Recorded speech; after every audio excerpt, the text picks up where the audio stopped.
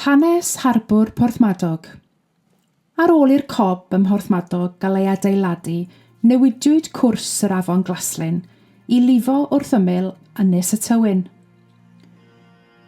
Roedd dŵr yr aber yn dyfnhau gyda llif yr afon i greu harbwr naturiol. Penderfynwyd yn 1821 i adeiladu harbwr pwrpasol ac erbyn 1825 roedd yn ei le. Adeiladwyd y cei cyntaf yn yr harbwr gan ddyn o'r enw Griffith a'i 4 mab. A'r harbwr feistr cyntaf oedd Daniel Morris yn 1825. Dyma lun o'r harbwr fer oedd yn edrych dros 150 o flynyddoedd yn ôl. A dyma lun ohono heddiw, gyda rhai o'r adeiladau wedi hen ddiflannu. Ar y chwith, gwelir rhes o adeiladau, siediau llechi oedd rhain, gweithdai a storfeidd. Erbyn heddiw, ceir un o'r rhain ar ôl, ac ynddo mae amgueddfa'r môr a swyddfa'r harbwr feistr. Gwelir hefyd yn yr hen luniau y gwahanol fathau o longau oedd yn cael ei adeiladu yma. Y glanfeidd yn llawn llechi, prysurdeb bob dydd. Gwahanol iawn yw edrychiad yr harbwr heddiw, ond gellir gweld olion o'r dyddiau gynt. Edrychwn yn awr yn agosach ar y llun i weld be fedrwn ni ddysgu. Yma gwelir lanfa. Roedd glanfa neu gaeau llechi yn ardaloedd ar lan y dociau. Llefydd a gynlluniwyd ar gyfer trosglwyddo llechi o rheilffyrdd cul i longau i'w hallforio.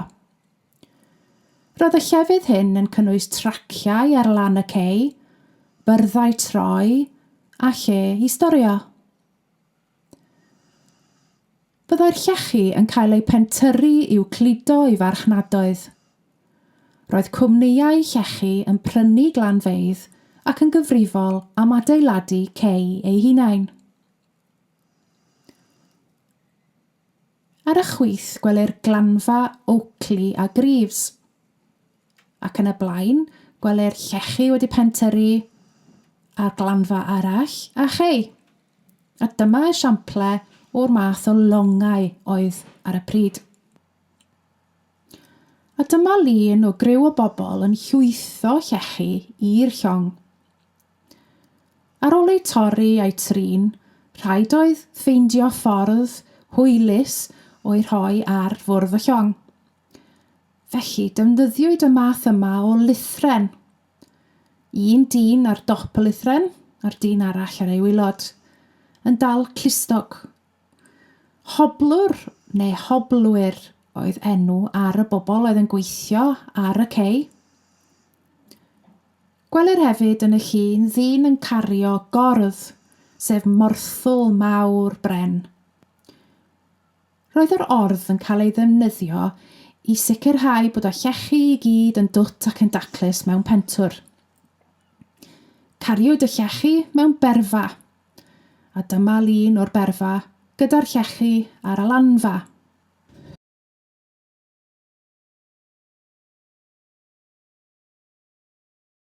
Adeiladwyd dros 300 o longau yn harbwr Porthmadog. Ar ôl gorffen adeiladu, gwthiwyd y llongau i'r dŵr yn gwisg eu hochrau.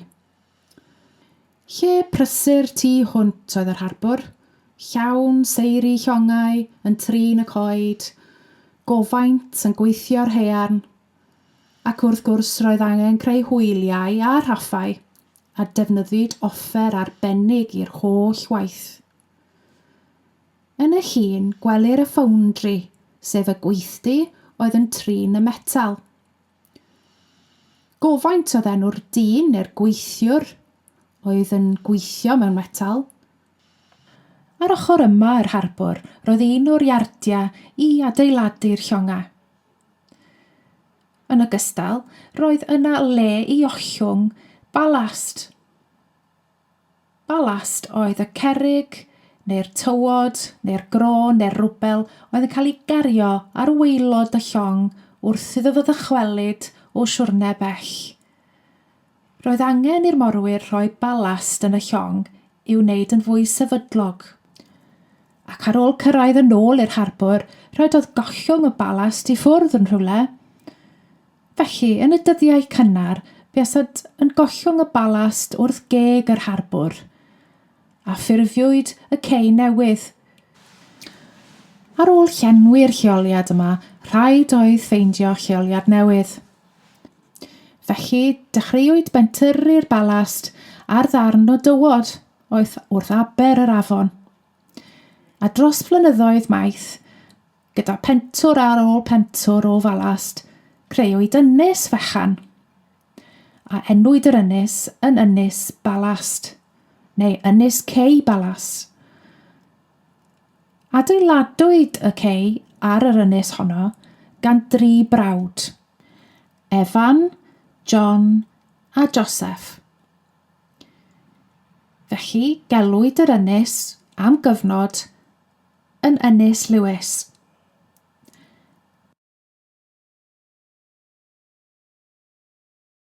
Dyma rhai o'r offer i adeiladu'r llongau, sydd erbyn heddiw ddim yn cael ei defnyddio. Potyn tar a lletwad, morthwyl calcio, plaen, cyllell lusgo, cledr gwynio, cyn calcio, fyd bren, teclyn mesur ac ebyll.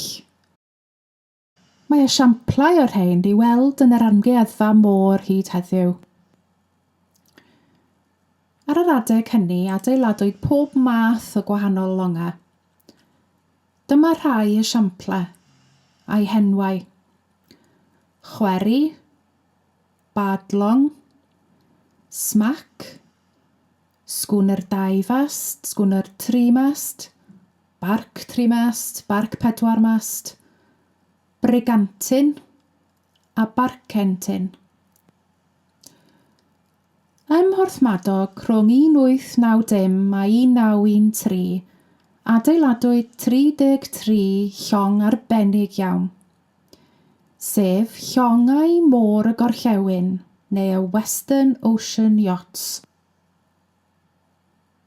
Roedd yr Western Ocean Yachts neu'r llongau môr y gorllewin yn cael eu canmol am ei effaith lonrwydd. Roeddent yn mynd trwy'r môr yn hwylus ac yn gallu cario llwythi trymion. Y cyntaf a adeiladwyd oedd Blodwen. Ar olaf, y Gestiana. A dyma lun o'r Gestiana yn cael ei fydyddio cyn mynd ar ei fordaeth gyntaf yn bell dros y môr. Felly, roedd Harbour Porthmadog yn le prysur a pwysig iawn, yn allforio a mewnforio nwyddau o 4 ban y byd. Nodwyd yn 1870 bod tua 1000 o longau wedi defnyddio'r harbwr. Ac yn 1873, gadawodd 116 o filoedd o dynelli o lechi yr harbwr, yr holl ffordd o flaenau Ffestiniog i'r cei ac ar draws y byd. Daeth y diwydiant allforio Llechi i ben ar ôl y rhyfel byd cyntaf yn 1914, oherwydd y gostyniad yn yr angen am lechi. Gadawodd y llong fasnachol olaf yn yr 1940au, gan ddod ar ôl yr harbwr fel canolfan allforio diwydiannol i ben.